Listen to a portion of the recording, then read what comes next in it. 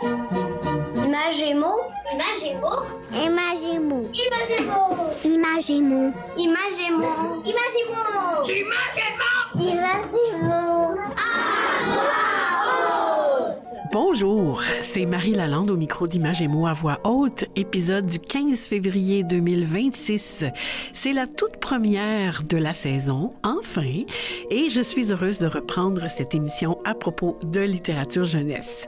Heureuse et fière de donner la parole à des jeunes lecteurs, des jeunes lectrices, à des enseignants, des enseignantes qui mettent la littérature jeunesse au cœur de leur enseignement, à des créateurs, des créatrices qui écrivent et illustrent les livres pour les enfants et les jeunes, ainsi qu'à des artisans qui œuvrent ardemment dans les milieux littéraires et dans les coulisses de la chaîne du livre jeunesse. Aujourd'hui, on consacre l'épisode tout entier au thème de la lecture à voix haute. En seconde partie d'émission, on rencontre les deux lauréats du grand jeu de lecture à voix haute du Salon du livre de Montréal, Margot Morillier en 5e année et Thérence Jaros-Daigle en 6e année, leurs enseignants et leurs parents, ainsi que Radia Chériaf, bibliothécaire du CSSDM et l'une des organisatrices de ce grand jeu. Mais d'abord, en première partie, l'éditrice Gilda Routy prend d'assaut la tribune littéraire de grandes personnes et nous fait voir toute l'importance de la lecture à voix haute. Je vous présente également Léane Laprise, la grande lectrice du défi Lis avec moi 2025, que j'ai rencontrée en juin dernier, peu après la finale de ce défi de lecture à voix haute. Dans cet entretien, Léane est accompagnée de son enseignante de 3e année et de sa mère. Et c'est parti!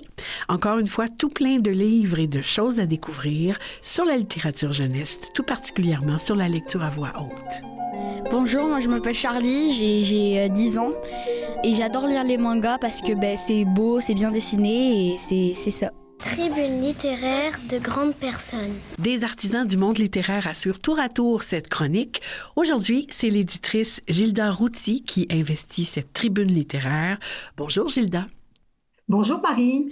Gilda, c'est un plaisir de vous confier cette tribune littéraire. Je vous présente rapidement, vous êtes responsable du développement chez Gallimard Diffusion et présidente du conseil d'administration du Salon du livre de Montréal. Vous œuvrez dans le monde de l'édition depuis de nombreuses années, maintenant chez Madrigal Gallimard, auparavant chez Bayard et chez Fides. Au Salon du livre de Montréal, vous animez depuis quelques années le grand jeu de lecture à voix haute offert aux élèves du 3e cycle, donc du Centre de service scolaire de Montréal. Et j'ai fait appel à vous pour parler justement de l'importance de la lecture à voix haute. Gilda, on vous écoute. Alors, juste une petite correction, je ne suis plus présidente du conseil d'administration du Salon du livre, mais c'est pas grave. Donc, le salon me tient à cœur. Oui. Et donc, le directeur du salon m'avait proposé, quand j'ai quitté ses fonctions, il m'a dit, fais ce que tu as envie de faire, ça pourrait être, voilà. Et donc, moi, la lecture à voix haute me tient à cœur parce que je trouve que c'est magnifique pour les enfants et pour ceux qui écoutent. Une lecture à voix haute et donc avec les services scolaires de Montréal et des professionnels absolument extraordinaires, Radia et Brigitte, nous avons, et c'est elles qui ont beaucoup organisé, nous organisons donc depuis 3 ans ce concours de lecture à voix haute dans certaines classes, dans des écoles plus ou moins défavorisées, où la lecture est un véritable défi, et la lecture à voix haute encore, parce que donc il faut qu'un jeune, donc il y a un concours dans les écoles, dans différentes classes pour les 5e et les 6e années, et donc les enfants, le concours est organisé dans l'école, et ensuite donc les lauréats de chaque école viennent au Salon du livre le mercredi matin, et donc il y a entre 5 et 10 écoles qui participent, et c'est vraiment un événement extraordinaire. Ce sont les enfants qui font eux-mêmes le choix. Sophie Fauché, la comédienne, leur apprend à lire à voix haute, à projeter leur voix. C'est vraiment, je pense, et puis on le voit, à la fois ce que nous disent les enfants et ce que nous disent les enseignants, c'est un moment très important parce que c'est plus que la lecture, c'est pouvoir lire devant les autres, Et on remarque, c'est pas toujours des enfants on a eu cette année une petite fille qui avait des problèmes d'élocution, Oui, et donc elle a magnifiquement, elle était là. Avec beaucoup d'énergie, de présence. Et je pense que c'est ça qui est important aussi pour ces enfants-là, au-delà du texte qu'ils lisent. mhm, C'est une sorte de fierté de pouvoir faire partager un bout d'un texte, d'un livre qu'ils ont aimé. mhm. Et ils se sont préparés pour Ah oui, arriver oui. là. Et toute cette préparation-là, ça fait aussi partie du plaisir et de l'importance de cette lecture à voix haute. Oui, tout à fait, parce que donc il y a la sélection du texte, quel texte je choisis, Ben il oui. y a la préparation, la lecture, et puis donc par exemple Sophie Fauché leur apprend à projeter leur voix, à bien savoir souffler, à bien faire la ponctuation aussi, et Mhm. c'est ça qui est intéressant, c'est que ça leur permet d'avoir un autre rapport au texte, et je trouve que quand même lire à voix haute pour le lecteur, et celui qui écoute aussi, Oui. c'est magique hein, de se faire lire quelque chose à voix haute. Je trouve que c'est toujours un magnifique moment et les enfants sont soutenus par leur classe. C'est vraiment magique. C'est un cadeau. C'est très, très précieux, vraiment. Donc, et on espère que ça va revenir encore plusieurs années de fil. Et on espère que ça fera des petits. Parce que là, ça, au Salon du Livre de Montréal, c'est offert aux élèves du CSSDM, mais dans d'autres centres de services scolaires, c'est un concours qui pourrait être offert aux élèves. D'ailleurs, offert aussi au deuxième cycle avec le défi Lis avec moi aux Tout à élèves fait. de troisième et quatrième année. Alors, on espère que ça va vraiment, vraiment prendre de l'expansion, cette Et, proposition de lecture à voix oui, haute. puis la magie d'être au Salon du Livre de Montréal aussi. Ouais, Il y c'est a plein magique. d'enfants qui n'étaient jamais venus au Oui. Salon du Livre. Donc pour eux, en plus de lire, il y a découvrir tous les livres qui sont proposés au Salon. Et les auteurs et les illustrateurs. Absolument, tout à Alors, fait. merci Gilda. On va retrouver donc le lien. On va mettre le lien vers le Salon du Livre de Montréal. Merci d'avoir accepté notre invitation. Au très grand plaisir. Merci beaucoup, Marie. Ça me fait plaisir à moi aussi. Au Au revoir. revoir. Dis-moi ce que tu lis. Dis-moi ce que tu lis, c'est le moment de l'émission où on rencontre des gens qui lisent et qui parlent des livres jeunesse.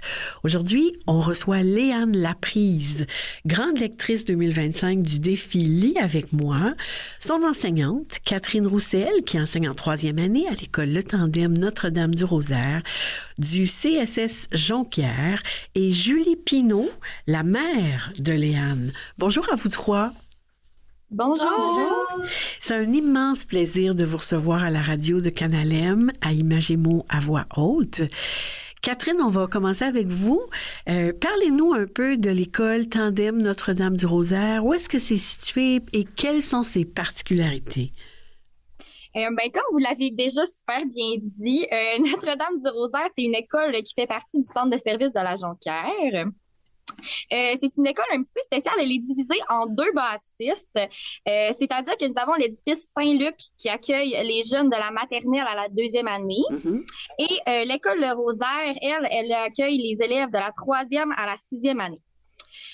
Notre établissement compte environ 10 classes qui accueillent 180 élèves. OK. C'est un milieu avec un niveau de défavorisation légèrement au-dessus de la moyenne, mais c'est quand même une école régulière, on peut dire. D'accord. Donc, il n'y a pas vraiment de spécificité là, au niveau des classes à besoins particuliers, par exemple. OK.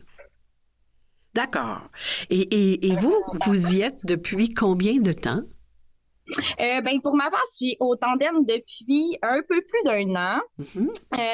Et je suis une enseignante assez jeune. J'ai 25 ans, donc j'ai terminé mes études en avril l'année dernière et j'ai effectué mon dernier stage du côté de Saint-Luc en première année. OK. Après, j'ai eu un contrat en quatrième année à la fin de l'année scolaire, ce qui m'a finalement mené à avoir la merveilleuse opportunité d'avoir ma classe de troisième année au Rosaire pour 2024-2025. Ça, c'est formidable. Alors, vous êtes l'espoir de cette partie de l'éducation. Alors, on vous souhaite de rester longtemps, vraiment, parce qu'on a besoin de gens comme vous, Catherine. De quelle façon vous avez entendu parler du défi Lis avec moi? J'ai entendu parler du défi avec moi de ma collègue Nancy Penneau, qui est enseignante de 3-4e année dans mon école. Puis dans le fond, c'est au début de l'année scolaire, on se cherche tout le temps là, qu'est-ce qu'on va faire comme comité pendant l'année. Et elle m'a parlé du défi avec moi. Puis j'ai tout de suite trouvé ça super intéressant. Elle m'a dit d'avoir déjà fait le défi dans les dernières années, puis elle était tellement motivée et enthousiaste que c'était difficile de lui dire non, là, de ne pas embarquer dans le défi. OK, d'accord. Donc, j'ai dû faire partie, après ça, du comité organisateur. Donc, on a décidé d'inscrire tous les classes du 2e cycle de notre école. OK, d'accord. Alors, donc, c'est l'enthousiasme de Nancy qui vous a contaminé à inscrire, c'est ça.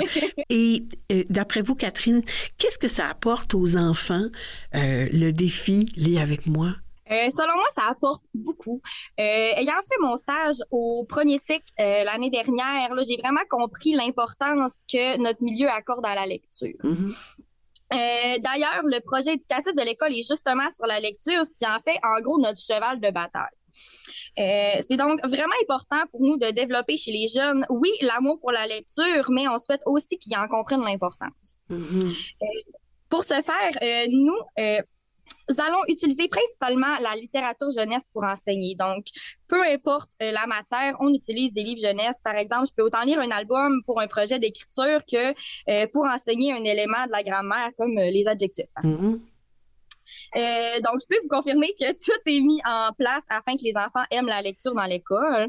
Puis, depuis que je travaille au tandem, là, j'ai pu moi-même même lire un album dans le gymnase d'école. J'ai pu présenter mes livres coup de cœur aussi dans un événement qui réunissait tous les élèves dans le gymnase. Et même, on a même fait une bande de livres dans l'école là pour que toutes les familles puissent, pour que ce soit vraiment valorisé là, la lecture chez Donc, c'est vraiment au cœur de notre pratique déjà là, au centre de service. On y accorde beaucoup, beaucoup d'importance. C'est super. Et c'est là qu'on va donner la parole et on va rendre hommage à notre invitée d'honneur, Léane Laprise, parce que c'est toi, Léane, qui a remporté le titre de grande lectrice de ce défi en mai dernier parmi les 28 talentueux et talentueuses finalistes. Je te félicite, Léane. Bravo. Merci. Léane, tu as commencé par gagner dans ta classe. Ensuite, tu as été nommée grande lectrice de ton école parce qu'il y avait les autres classes du cycle qui participaient. Et ensuite, tu t'es rendue en finale du centre de service scolaire de Jonquière à la dernière et finalement, à la dernière étape du défi, en grande finale. Dis-moi, Léane, qu'est-ce que tu as aimé dans toute cette expérience? Pour vous dire, surtout ce que j'ai aimé, c'est quand on lisait le livre. Parce que quand on lisait le livre, au début, j'étais stressée, mais quand je lisais le livre, là, tout mon stress, il partait directement. Ah, ça, c'est formidable, ça. Quand tu faisais la lecture à haute voix, ta nervosité s'envolait, c'est ça? Oui. Ah! Puis comment ça s'est passé, la finale nationale? Comment tu as trouvé ça, venir à Montréal? Comment tu t'es sentie ce jour-là? Je me suis sentie quand même un peu stressée, mais sinon, j'étais vraiment heureuse d'avoir fait tout ce trajet-là parce que je me disais que j'étais rendue de la classe à tout le Québec. J'étais comme, même si j'ai pas gagné, au moins, j'aurais fait tout ce trajet-là et c'est déjà très important à savoir. Ben oui, puis moi, je vais ajouter des informations. D'abord, ça a eu lieu le 25 mai. C'était toute la journée. Il y avait des enfants qui étaient comme toi, qui s'étaient déplacés, qui étaient venus au centre Paul Buissonneau dans le parc La Fontaine. Il y avait certains finalistes qui étaient sur Zoom, donc d'autres sur place, mais il y avait des gens de partout, hein, tu l'as dit, dans le Québec, mais aussi hors Québec. Il y avait des gens des territoires du Nord-Ouest, des gens de la Côte-Nord, il y avait vraiment des gens de un peu partout. Et c'était vraiment très, très impressionnant. Moi, je te comprends d'avoir été stressée puis d'avoir été un peu nerveuse parce que c'était tout un événement.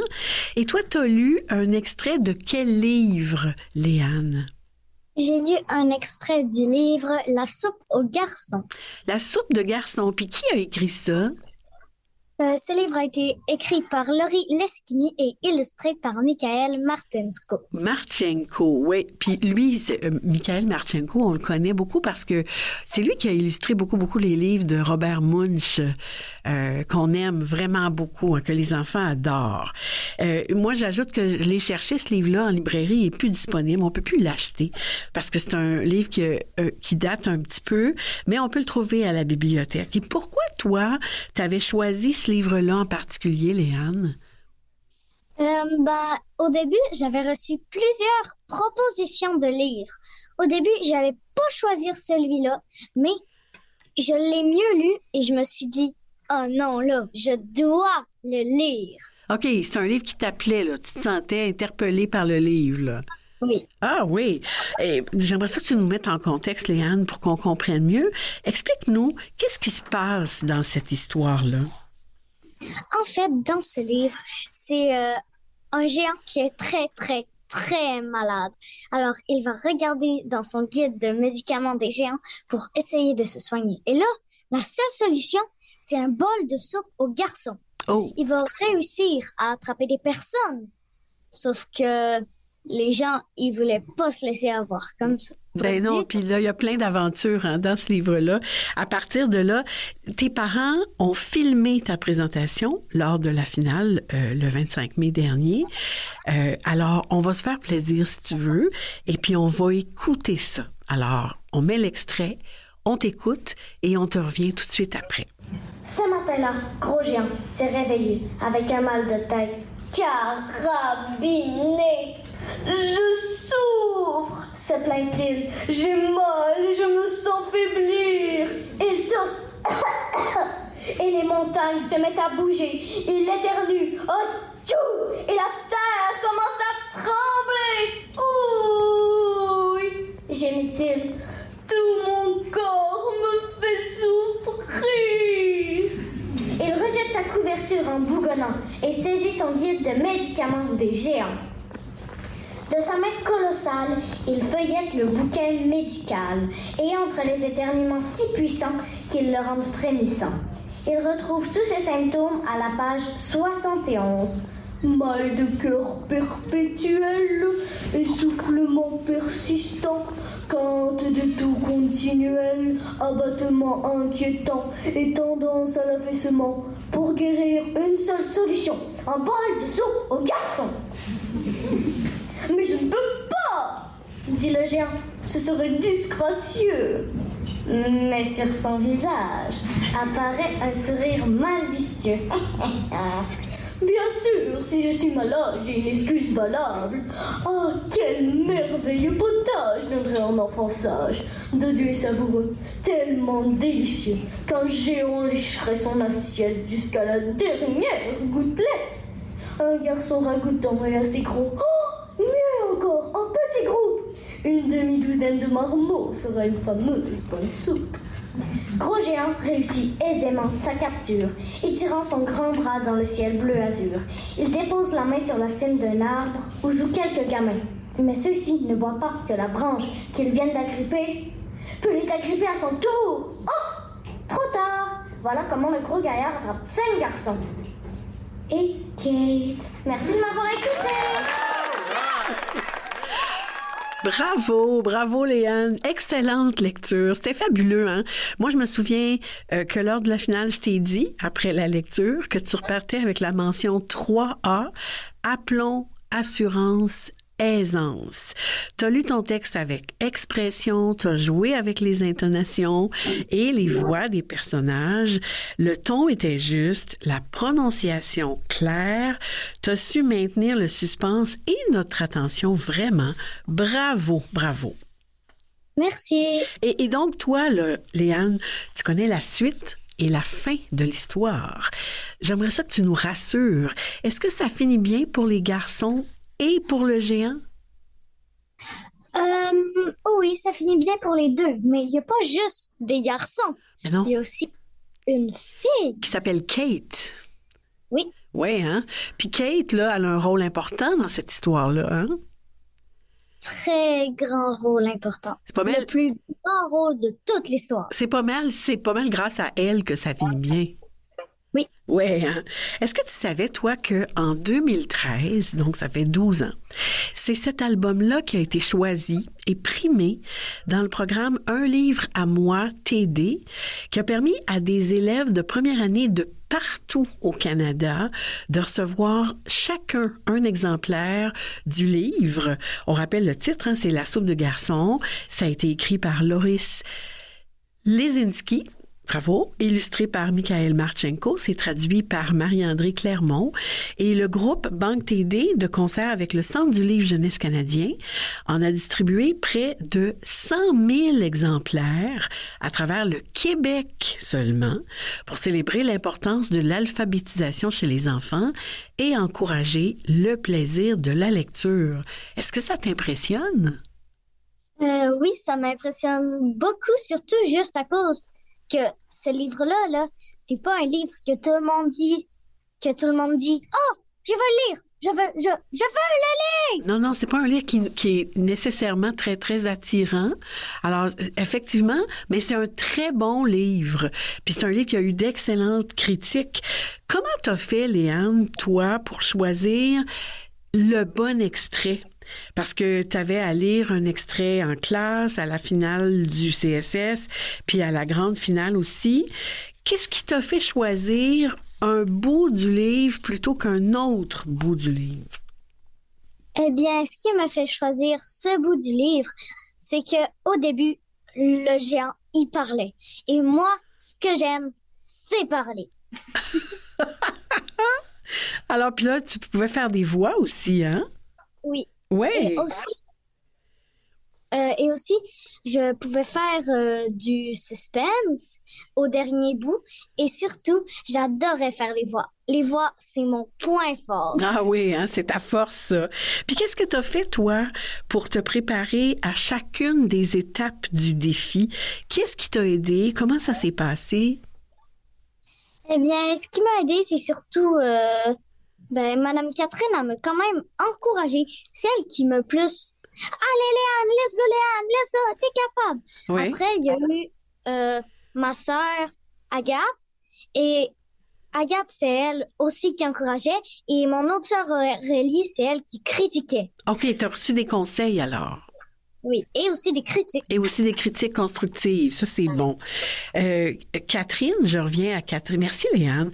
Catherine, je reviens à vous. Qu'est-ce qui vous a soutenu comme enseignante pour soutenir à votre tour les élèves dans ce défi?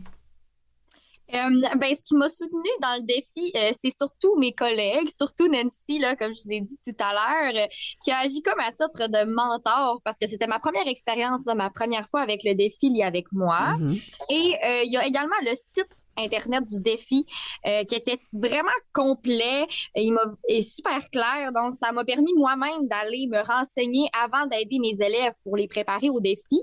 Puis... ce que j'ai trouvé, en fait, le plus regrettable dans tout ça, c'est qu'il y a peu de gens qui connaissent le défi. C'est tout à fait vrai. Il y a peu d'écoles qui ont participé, là, tandis que c'est super bien organisé. Mm-hmm. Il y a un super beau site, tout est très clair. Donc, j'ai trouvé ça quand même regrettable, là. Mais c'est sûr qu'éventuellement, là, je vais reparticiper au défi avec mes élèves là, pour leur transmettre l'amour de la lecture. Ben oui. Et Julie, vous êtes la maman de Léane. Comment, comme parent, est-ce que vous avez soutenu, aidé Léane dans sa participation au défi? Je l'ai aidée comme j'ai pu, mais en fait, Léane a été déjà super bien accompagnée avec son école.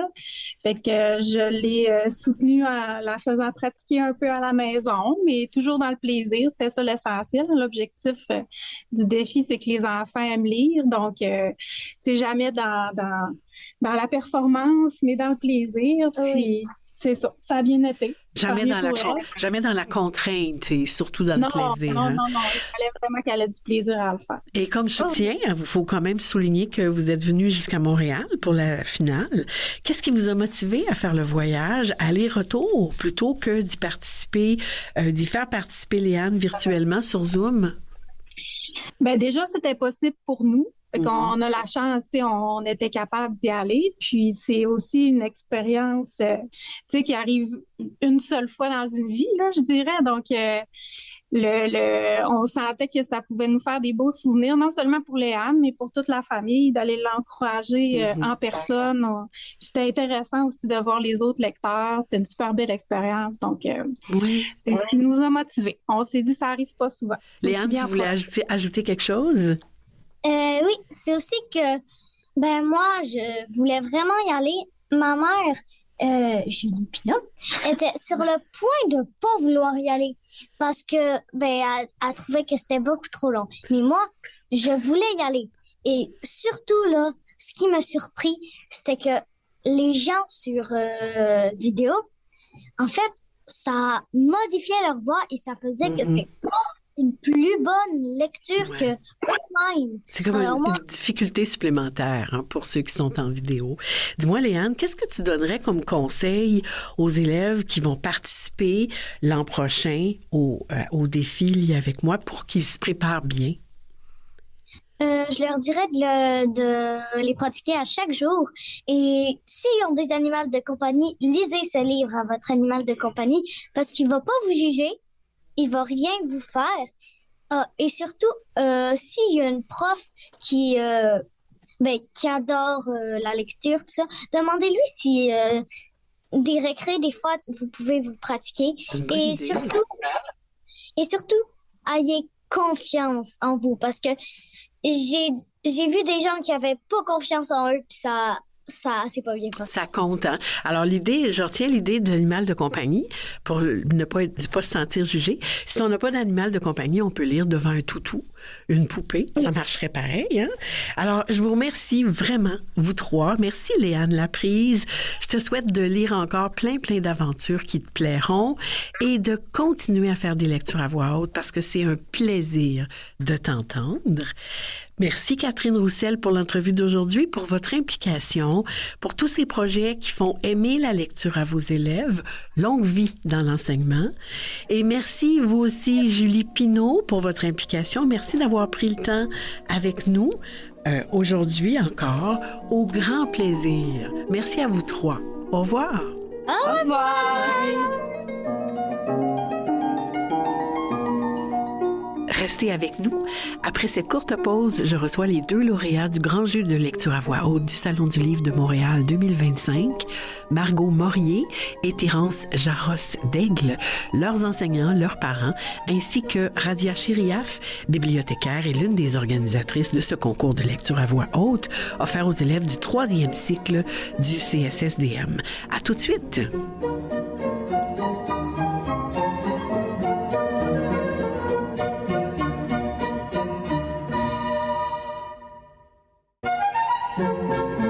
Bienvenue à cette seconde partie d'Images et mots à voix haute. Dis-moi ce que tu lis encore. Dis-moi ce que tu lis encore, parce que nous allons rencontrer dans cette deuxième partie d'émission une série de personnes qui sont au centre d'un autre événement qui place la lecture à voix haute bien en évidence. Le défi Lis avec moi permet aux élèves du 2e cycle de se démarquer en lisant à voix haute. Léane Laprise, la lauréate du défi 2025, en est la preuve vivante. On l'a bien entendu en première partie d'émission.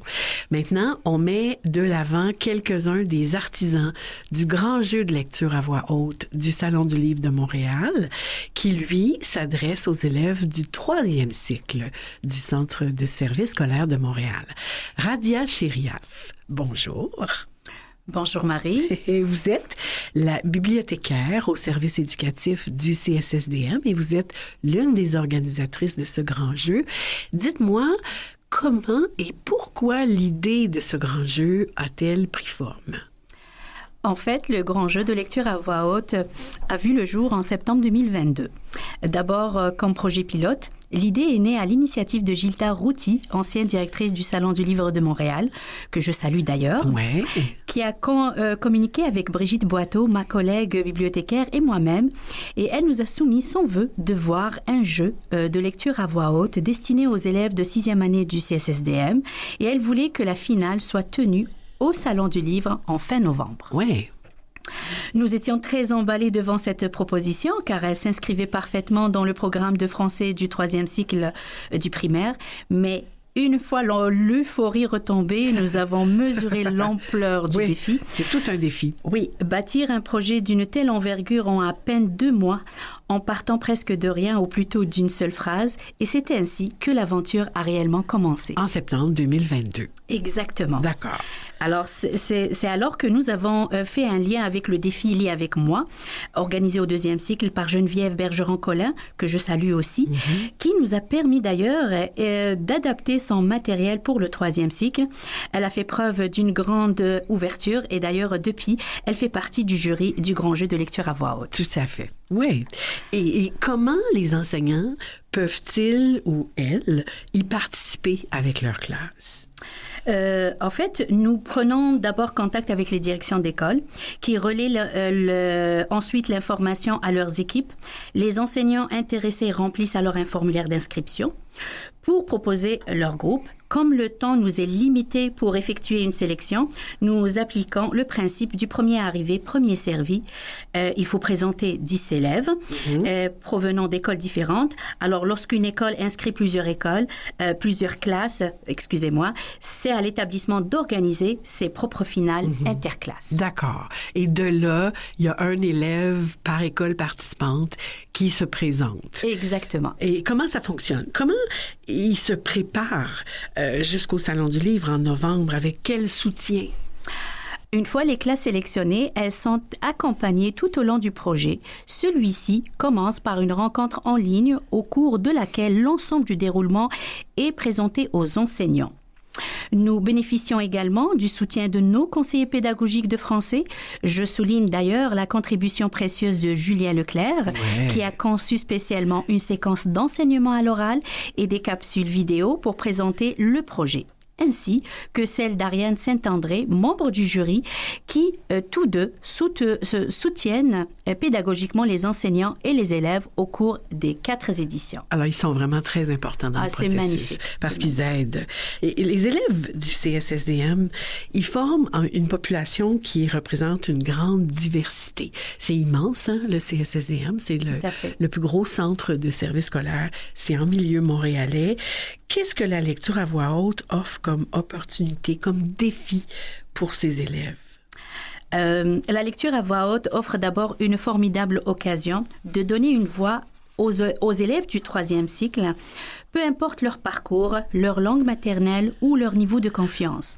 Elle permet de développer la fluidité, la compréhension et l'expression orale, mais aussi de valoriser la parole de chacun.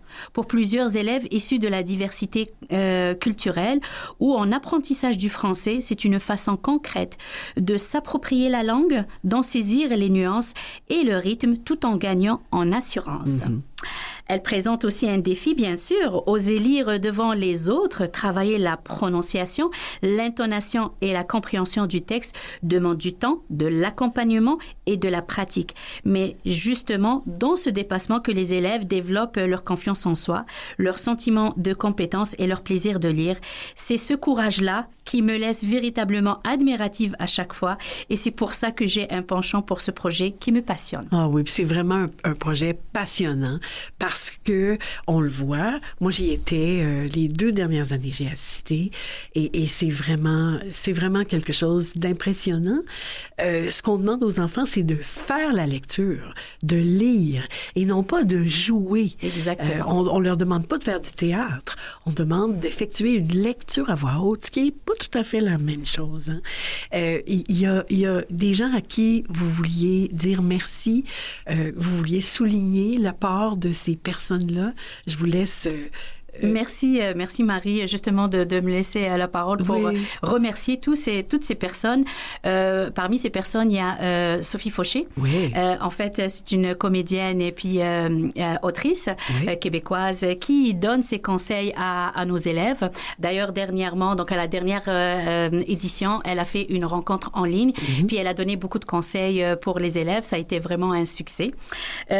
Donc voilà, moi, je remercie tous les partenaires qui ont contribué aux 4 éditions du Grand Jeu de lecture à voix haute.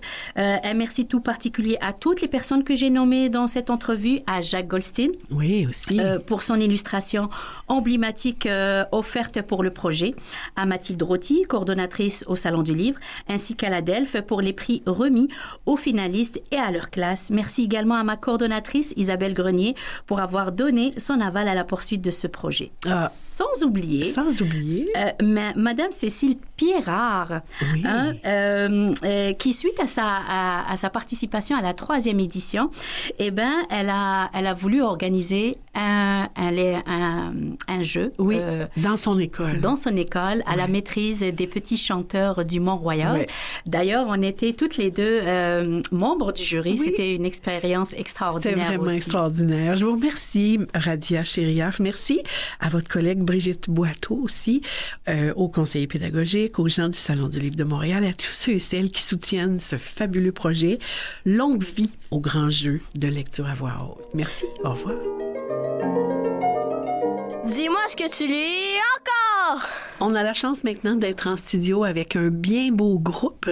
On fera cette entrevue en 2 temps avec les 2 lauréats du Grand Jeu de lecture à voix haute du Salon du Livre de Montréal. Bonjour d'abord à Margot Morier, la gagnante du Grand Jeu en 5e année. Bonjour. Margot. Bonjour. Avec toi, Margot, il y a aussi ton enseignante, Coralie Maré. Bonjour, Coralie. Bonjour.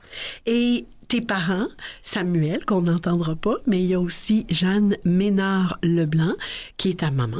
Bonjour. Oui. Bonjour. Jeanne. Et Samuel, qui est aussi avec nous, mais qu'on n'entend pas. Bonjour à tout le monde. Bonjour à vous deux. Margot, si tu veux, je vais donner la parole d'abord à ton enseignante, à Coralie. Coralie, j'aimerais ça que vous nous parliez de l'école Saint-François-Solano. C'est où? Oui, dans le fond, c'est une école dans Rosemont, en plein dans Rosemont. Et on est une école avec des points de service. Fait qu'on a des points de service TSA, DGA. Puis on est quand même une bonne école. Là. On a environ 25-30 classes là, à l'école. Bon, ouais. Puis c'est ça, on n'a pas de cas de défavorisation. Donc, là. Un milieu économique relativement moyen. Oui, c'est ça. Fait qu'on a une belle école, on a accès à beaucoup de choses aussi. On est vraiment chanceux là-dedans. Mm-hmm. C'est bon, excellent. Puis, la lecture au 3e cycle, c'est quoi la place de la lecture? Bien, juste à l'école en général, je pense que la lecture a quand même une grande place. On fait beaucoup de projets interniveaux, intercycles. On a beaucoup d'échanges de livres. On se partage nos ressources. Pas mal toutes les classes font de la lecture à tous les jours aussi. On essaie aussi d'avoir des différentes approches. Donc, de la lecture à 2, des cercles de lecture, tout ça. Donc, c'est ça. C'est vraiment une belle école parce qu'on a des beaux livres. On a des paniers de livres qu'on se partage de classe en classe. Donc, vraiment, je pense que ça aide aussi aux élèves. Ça aide définitivement. Et pourquoi vous avez eu envie de participer avec vos élèves au Grand Jeu de lecture à voix haute? Qu'est-ce qui vous a donné envie de participer? Oui, dans le fond, le projet Lis avec moi, c'est un projet qui est au 2e cycle. Ils font depuis quelques années déjà. Mm-hmm. Donc là, cette année, on a eu la chance de le faire au 3e cycle aussi. Puis c'est vraiment grâce à notre orthopédagogue, Jennifer, qui, elle, faisait déjà l'accompagnement au 2e cycle, qui est venue nous voir au 3e cycle pour nous dire « Hey, il y aurait ça, on pourrait aller au Salon du Livre et tout ça. » Donc, on s'est dit qu'on allait se lancer. Toutes les classes du 3e cycle, on s'est lancé. C'était un beau projet aussi de cycle, puis d'école au final. Oui. Donc, même quand Margot a gagné, on l'a annoncé à l'école, puis tout le monde savait c'était quoi pas mal le projet Lis avec moi. C'est vraiment beau l'entrain que ça apporte de faire ce projet-là. Ah, c'est intéressant. Margot, c'est toi qui représentais ta classe et ton école. Qu'est-ce que tu avais choisi de lire comme livre, toi, au Salon du Livre? Moi, j'avais choisi de lire Fable, La Recrue. Le tome 1. De l'édition Petit Homme. Ouais. Le tome 1, écrit par Émilie Ouellette. Émilie Ouellette. Et elle, on l'aime-tu, hein? Oui, hein? C'est vraiment une autrice que j'aime beaucoup, moi aussi. Pourquoi tu avais choisi ce livre-là, justement?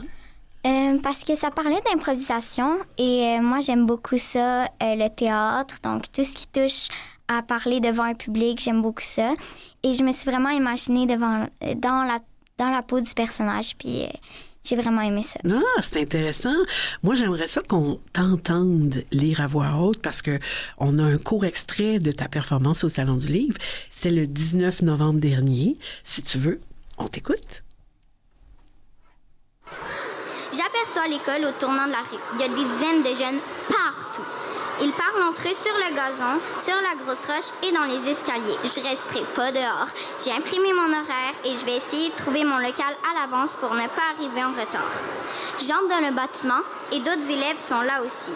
Je vois le secrétariat au bout à gauche, mais si je me fie aux ados, faut aller à droite. Je marche derrière un groupe de garçons un peu plus vieux que moi et j'arrive dans un espace central. Autour, il y a des casiers. J'ai hâte qu'on m'attribue le mien parce que mon sac à dos est vraiment lourd. Je crois qu'on fait ça avec notre groupe plus tard aujourd'hui. Je vérifie si j'ai mon cadenas dans mon sac. Je l'ai. Phew! Je sors mon horaire et mon premier cours du matin est avec ma titulaire, Madame Dubé. Je dois aller au A105. Je lève les yeux et remarque 4 sections accessibles à partir de l'espace central. L'une s'emmène au sous-sol, une autre au 2e étage et 2 autres encore dans des directions opposées du rez-de-chaussée. Je cherche une inscription, une indication, enfin quelque chose qui m'aiderait à savoir où je dois aller. L'horloge murale indique 8h20. J'ai 10 minutes pour trouver mon local. Purée, avoir su, j'aurais apporté une boussole puis un kit de survie en forêt. Ils n'ont pas pensé aux nouveaux dans cette école. On dirait qu'ils savent tous où aller. Si c'est comme à Montréal, les élèves de premier secondaire ont dû avoir une journée d'intégration avant l'été. Le problème, c'est que moi, j'étais pas là. L'aiguille des secondes bouge sans arrêt sur l'horloge et je vois ma vie se défiler sous mes yeux. Je trouverai jamais le local à 105. Je vais commencer par descendre au sous-sol et par constater qu'il y a juste les locaux de 5e secondaire. Ensuite, je vais remonter en courant au 2e étage et me retrouver à la bibliothèque. Je vais me perdre dans les rangées en essayant de trouver un adulte qui pourrait m'orienter. La cloche va sonner et je vais préférer me cacher dans les toilettes toute la journée plutôt qu'être en retard dans une classe. On va me retrouver momifiée dans une centaine d'années dans le plafond suspendu où je me serai réfugiée. Ben non, on n'a pas besoin d'attendre tout ce temps-là parce que tu es vraiment là. Et c'était vraiment une lecture intéressante, fluide, puis l'aplomb avec lequel tu as lu ça, toute l'aisance. Il y avait un bel équilibre entre ta lecture et ton jeu un peu, les intonations que tu prenais. Moi, ce que je trouve intéressant aussi, c'est que tu nous as, pendant cette lecture-là, on était vraiment avec toi dans cette première journée à l'école secondaire. Moi, en tout cas, j'ai ressenti la nervosité que j'ai eue. Moi, ça fait bien longtemps que c'était ma première journée à l'école secondaire, mais je ressentais ça. Tu as su nous faire vivre ça. Comment tu t'es sentie devant du public? Parce qu'il y en avait du public là, au Salon du Livre. Est-ce que tu avais du plaisir? Ben moi, c'est sûr, j'avais beaucoup de plaisir. J'aime ça être devant... j'aime ça avoir l'attention en général. Ah oui? J'aime beaucoup le théâtre et l'improvisation, puis tout ce qui touche à être devant du monde. J'aime beaucoup ça. Oui. Est-ce que tu penses... là, tu es en 5e année, c'est déjà le temps de se projeter pour les écoles secondaires. Est-ce que tu penses à... Est-ce que tu envisages peut-être t'inscrire à l'école Robert Gravel? J'ai pas encore visité cette école, puis je sais pas tellement... Je sais pas c'est où exactement. Mais c'est à Montréal, mais c'est une école qui est axée sur le théâtre. C'est pour ça que je te parle de ça. Ah oui. Ah oui. J'aimerais bien faire du théâtre au secondaire. Alors, je viens de semer quelque chose. Là. Tes parents vont dealer ça. On revient à ta lecture au Salon du Livre. Comment tu t'étais préparée à faire cette lecture? Qu'est-ce qui t'a aidé? Surtout mes parents, ma professeure, mes amis et Madame Jennifer en grosse partie. Mm-hmm. Je leur lisais mes extraits et ils m'aidaient, ils me disaient des petits conseils à suivre. Des conseils. Donc, tu avais choisi un extrait. Comment tu as fait pour choisir cet extrait-là plus qu'un autre extrait dans le livre? Parce que je trouve que c'est lui qui avait le plus d'émotions, celui que je pouvais le mieux interpréter, puis celui que j'avais le plus de plaisir aussi. Ça, c'est super important. Avec nous, il y a aussi Jeanne et Samuel, tes parents. Margot est en 5e année.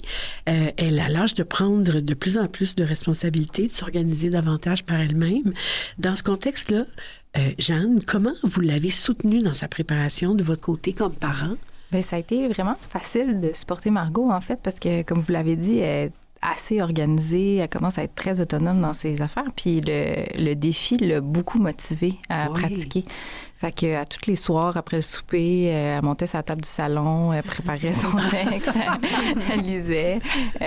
On l'a aidé, on a chronométré aussi parce que, tu sais, dans la sélection de l'extrait, il fallait respecter une certaine durée. C'est 3 minutes, je pense. Oui, c'est ça. Fait que la partie chronomètre fait partie du processus de sélection dans ces extraits. OK, c'est bon, ça. En terminant, d'après vous, ce grand jeu de lecture à voix haute, pourquoi il est important? Je fais un tour de table rapidement. Qu'est-ce qui a le goût de répondre en premier? Pourquoi c'est important? Margot? Ben moi, c'est surtout pour encourager la lecture, mon école surtout à lire plus. Moi, ça m'a vraiment motivée. Je lis beaucoup plus de livres depuis que j'ai gagné ce concours. Donc, la motivation. Coralie? Oui, je dirais aussi d'avoir du plaisir. Fait que lier la lecture à avoir du plaisir, ça peut aussi encourager les jeunes à vouloir lire. Se dire, c'est le fun, lire, on a envie de faire des projets comme ça. Donc, je dirais aussi avoir du plaisir. Le plaisir, la motivation, le plaisir. Jeanne? Bien, un peu dans la même veine, moi, j'ai le goût de dire ça décomplexifie ou ça décomplexe tout court la lecture. J'ai vu des étudiants pour qui c'est un petit peu plus difficile de lire à voix haute ou de lire tout court, puis qui ont vraiment été très motivés par l'exercice. Tu sais, la salle était en délire, là. Les enfants ont vraiment embarqué dans le projet. C'était super beau à voir. Ah, c'est intéressant. Puis ça se passe autant dans la classe que dans l'école, que rendu au Salon du Livre après. Alors, je vous remercie à tout le monde d'avoir accepté l'invitation. Encore une fois, bravo, Margot. Je te souhaite encore plein de lectures captivantes. On va rappeler le titre du livre que tu avais lu, c'est Fab, F-A-B, tome 1, La recrue de Émilie Ouellette, et c'est aux éditions Petit Homme. Voilà, merci. Au revoir. Merci. Merci. Dis-moi ce que tu lis encore. Deuxième temps maintenant de cette entrevue avec les lauréats du grand jeu de lecture à voix haute du Salon du Livre de Montréal. Bonjour à Terence Jaros-Daigle, le gagnant du grand jeu en 6e année. Bonjour. Bonjour. Bonjour, ça me fait plaisir que tu sois là. Et avec toi, Terence, il y a aussi ton enseignant, Dominique Charbonneau-Bessner. Bonjour, Dominique. Bonjour, Marie. Et tes parents, Maxime Daigle et Fanny Jaros-Denis. Bonjour à vous. Bonjour. Bonjour. Terence, je vais donner la parole d'abord à ton enseignant pour qu'il nous parle de l'école Paul Bruchézy. Oui, l'école Paul Bruchézy, c'est une école primaire qui est située sur le plateau Mont-Royal. Son indice de défavorisation est de 1. On a la Donc, grande... pas beaucoup. Non. C'est le moins défavorisé possible. On a la chance à notre école d'avoir des parents qui sont très impliqués dans le parcours scolaire de leurs enfants. On a 17 classes à l'école. OK. Puis, au niveau de la lecture, la place un peu que la lecture prend dans l'école, comme plusieurs autres écoles, je crois, au CSSDM, la lecture a une place de choix dans notre école. Elle fait d'ailleurs partie de notre projet éducatif qui vise à augmenter le taux de littératie de nos élèves. Donc, on a un comité incroyable qui nous prépare des activités pour préparer toutes sortes de situations de lecture stimulantes pour les élèves, dont la lecture plaisir qu'on manque aujourd'hui, Terence et moi. Une période où l'école au complet s'arrête pour 30 minutes et où tout le monde se choisit un livre, s'installe confortablement dans l'école, adulte comme enfant. Puis on lit pendant 30 minutes. Ça, c'est génial. J'aimerais ça, aller dans votre école pour ça, notamment pour ça. Puis pourquoi, Dominique, vous avez eu envie, vous, de participer avec vos élèves au grand jeu de lecture à voix haute? Bien, à l'école, on avait des collègues qui ont fait au 2e cycle Lis avec moi. Donc, en échangeant un peu avec les collègues, j'ai vu qu'il y avait plusieurs points positifs pour les élèves de vivre cette activité-là. Entre autres, ça leur donne un espace où partager leur intérêt pour la lecture les uns aux autres. Mais des fois, en tentant par des mots d'expliquer pourquoi on aime tel livre ou tel autre, ça vaut pas la lecture d'un extrait qui est vraiment très éloquent quand il est lu par l'enfant lui-même à ses pairs. Donc, grâce à cette activité, j'ai vu les élèves s'échanger des suggestions de lecture. Puis par la suite, même dans les semaines suivantes, les élèves avaient les livres les uns des autres. Ils se les prêtaient. Oui, c'est intéressant. Ça a un impact plus grand que juste en parler. Oui, exactement. Ça, c'est bien. Oui. Thérence, c'est toi qui représentais ta classe et ton école. Qu'est-ce que tu avais choisi de lire comme livre, toi, au Salon du livre? J'avais choisi de lire Défense d'entrée, le tome 1. Mm-hmm. Qui a écrit ça? T'en souviens-tu? C'était avec son fils. Olivier Larouche et la mère... Caroline Héroux. Oui, Caroline Héroux. Et l'éditeur, c'est de la Bagnole. Et si tu veux... En fait, moi, ma question, c'est pourquoi tu avais choisi ce livre-là en particulier? Je l'avais choisi parce que, premièrement, je l'avais, mais surtout parce que à ce moment-ci du roman... le personnage principal avait le même âge que moi. Ah oui! Et... Donc, tu t'es reconnue? Ouais. Dans la lecture de ce livre-là, le personnage principal, il te faisait penser à toi. Aussi, j'avais bien aimé le livre. Oui, hein? Ouais. Oui, moi aussi, je l'ai bien aimé, ce livre-là. C'est très drôle, hein? Oui, hein? Ça donne le goût de le lire. Moi, j'aimerais bien qu'on t'entende lire à voix haute. On a un court extrait de ta performance au Salon du livre le 19 novembre dernier. Alors, si tu veux, on va écouter ce petit 2 minutes-là de ta lecture. Bon, par où commencer? Je déteste lire, mais comme je suis en punition, j'aime autant mieux écrire ce que je pense de ma grande sœur Amélie. Elle est complètement folle et elle me met de mauvaise humeur. C'est aujourd'hui le 5 août. Je suis assise sur mon lit, dans ma chambre, et ma mère vient de me punir car j'ai encore fouiné dans la chambre d'Amélie. J'ai mis une grenouille morte trop cool sur son lit. Il y en a toujours plein près de chez moi, au parc, car il y a un marécage pas bien loin. Elle a crié comme une hystérique. J'étais trop crampée. Tant pis pour elle. Elle avait juste à ne pas être méchante avec moi devant ses amis. Mais ma mère me chicane toujours quand je fais quelque chose à ma sœur. Et ça, c'est pas cool. Je suis obligée de rester dans ma chambre pendant 1 heure le temps que ma sœur se calme. Mais ça vaut la peine. J'ai le sourire aux lèvres, même fendu jusqu'aux oreilles. J'en ai mal aux joues. PS. Par contre, ce qui me dérange, c'est qu'elle ne peut pas prouver que c'est moi qui l'ai fait. J'ai quand même mes droits, non? N'existe-t-il pas une phrase qui affirme « innocent tant que pas reconnu coupable » ou quelque chose du genre? Je pense que ma mère devrait me donner le droit de m'exprimer. Si on m'empêche d'exercer mes droits, je vais me plaindre à la commission de quoi? La commission des droits des enfants qui veulent se plaindre de leur grande sœur. Non, mais elle me tape vraiment sur les nerfs, elle, avec ses cheveux et son maquillage et ses petites jupes. Je l'ai surprise l'autre jour au parc à Frencher avec son chum. Oui, je sais ce que ça veut dire. Ça veut dire embrasser quelqu'un sur les lèvres et c'est vraiment dégueu. Fallait voir la face de ma sœur quand je l'ai dit à ma mère. Trop drôle. Elle a crié genre « Hey, t'es vraiment con, toi! » Et là, ma mère nous a envoyés dans nos chambres et moi, j'ai pu penser à mon prochain coup. Mais mon petit frère est rentré 10 minutes après et il est venu me déranger encore une fois. Il n'est pas du monde, lui. Il ne me lâche pas 1 seconde. Il me tape vraiment sur les nerfs. Il s'appelle Arthur. En passant, moi, c'est Charles, mais tout le monde m'appelle Lolo. Ah, bravo, Thérence, bravo. Quelle aisance. Hey, c'était formidable. T'étais aussi cool que le personnage qui raconte l'histoire. Vraiment. Moi, j'étais là, au Salon du livre. Je pouvais entendre ça.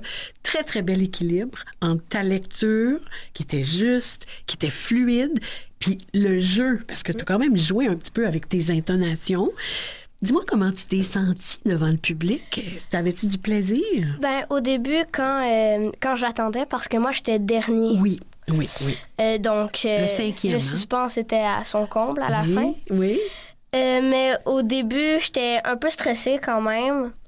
Et là, j'entendais les textes. Et là, j'étais comme, j'ai-tu une chance? Mm-hmm. Et là, quand c'est venu, quand j'ai passé, oui. Tout de suite, là, j'ai arrêté de stresser. T'as plus pensé au stress, là? Non, j'ai pensé à mon livre. Ah, puis t'étais vraiment, vraiment à l'aise. Comment tu t'es préparée à faire cette lecture? Qu'est-ce qui t'a aidé? Premièrement, quand je représentais pas encore l'école, quand je faisais comme les autres, là, oui.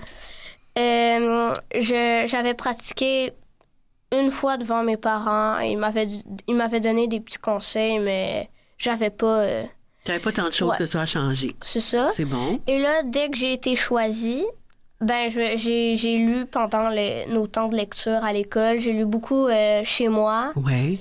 J'ai aussi mis un crayon dans ma bouche. Dans ta bouche. J'ai parlé pendant une couple de temps. Pour la prononciation. Ouais. C'est un conseil que Sophie Fauché vous avait donné, hein? Ouais. Oui, je me souviens de ça. Avec nous, il y a Fanny et Maxime, tes parents. Terrence est en 6e année, donc à l'âge de prendre de plus en plus de responsabilités, de s'organiser davantage par lui-même. Dans ce contexte-là, comment vous l'avez soutenu dans sa préparation comme parent? Exactement comme on soutient un grand garçon. Donc, on n'était pas toujours... en train d'intervenir. Bien sûr, on a assisté à quelques répétitions. On a donné les conseils de base, surtout prendre son temps, respirer. Donc, essayer d'être naturel, essayer de trouver ce qui nous rejoint dans le personnage, prendre ce chemin-là. Mais sinon, on l'a entendu beaucoup se pratiquer, mais seul. Donc, vous aviez pas besoin d'insister. Mais non. Parce qu'il était déjà motivé par lui-même. Oui, il était très motivé. Formidable. Oui. Formidable. Et on va faire un tour de table, si vous voulez. Qu'est-ce qu'il apporte, d'après vous, aux jeunes, ce grand jeu de lecture à voix haute? Qu'est-ce qu'il a le goût de commencer? Qu'est-ce que ça apporte aux jeunes? Terrence. Moi, j'avais trouvé que, premièrement, pour les personnes la personne qui lisait, tu lis un livre. C'est vraiment... c'est une expérience amusante parce que tu peux jouer des airs assez rigolos, autant que tu peux être très, très, très sérieux. Ouais. Tu peux le lire de n'importe quelle façon. Ça permet d'aller dans plein de palettes. Ouais. Ah, ça, c'est intéressant. À l'unique condition que les autres comprennent. Évidemment. Parce qu'on a un souci pour la personne qui nous écoute. Et pour les gens qui écoutent, c'est lire un livre. C'est plaisant, c'est un plaisir. Oui, en plus, il y a les voix et tout. Intéressant.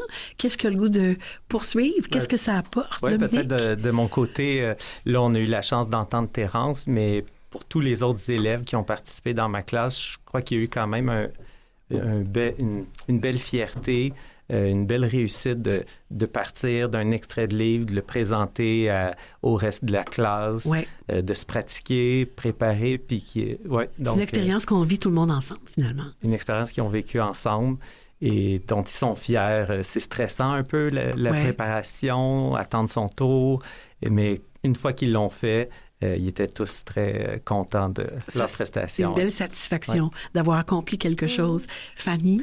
Oui, c'était beau à voir parce qu'il a reçu le soutien de sa classe, la fierté de ses camarades, tout ça. C'était vraiment beau à voir. Quelque chose de commun où on participe tous ensemble. Oui. C'est parfait. Je vous remercie à tous d'avoir accepté l'invitation. Encore une fois, bravo, Terrence. Je te souhaite plein de lectures instructives et amusantes. Au grand plaisir. Merci. Au revoir. Au revoir. Au revoir. Voilà, c'est tout pour aujourd'hui. Je remercie les invités et chroniqueuses d'aujourd'hui. Merci également aux collaborateurs, Michel Brûlé pour le soutien à la préparation, Mathieu Tessier en régie, au montage et à la mise en onde, et Jean-Sébastien Laliberté, directeur de la radio. Au plaisir de vous retrouver le mois prochain à la mi-mars.